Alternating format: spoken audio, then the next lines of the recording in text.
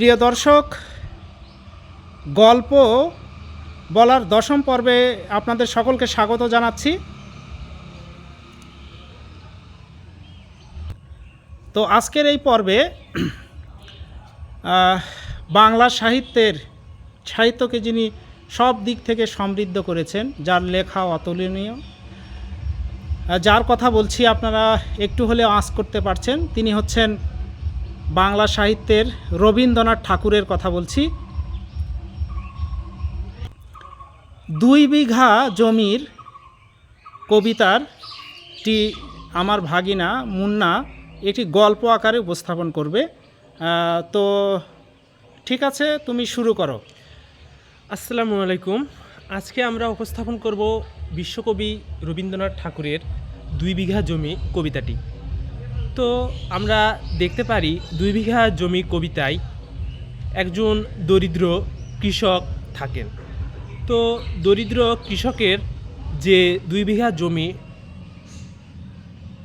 সর্বশেষ অবলম্বন, সেটি রাজা তার বাগানের সৌন্দর্য বৃদ্ধির জন্য ক্রয় করে নিতে চায়, কিন্তু সেই দরিদ্র কৃষক কোনোভাবে এটি দিতে চায় না, কারণ এটি ছিল তার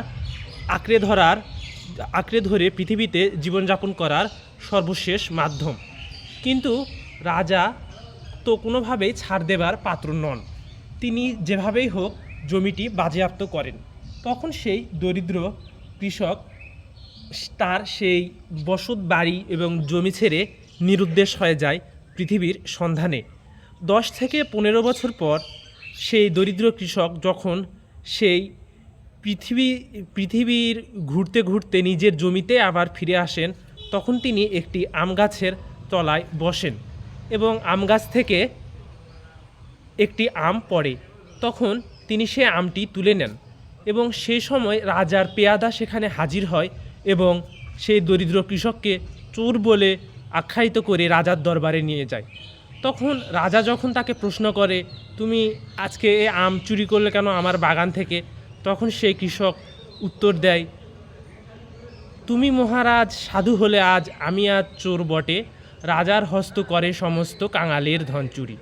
অর্থাৎ আমি এক সময়ে জমির মালিক ছিলাম, তুমি সেই জমি আমার থেকে বাজেয়াপ্ত করে নিয়েছো, কিন্তু তুমি মহারাজ হওয়ার কারণে আজ তুমি সাধু হলে, কিন্তু আমি নিজের জমিতে নিজের আম কুড়োনো সত্ত্বেও আমি চোর হয়ে গেলাম এবং রাজার হস্ত করে সমস্ত কাঙালের ধন চুরি।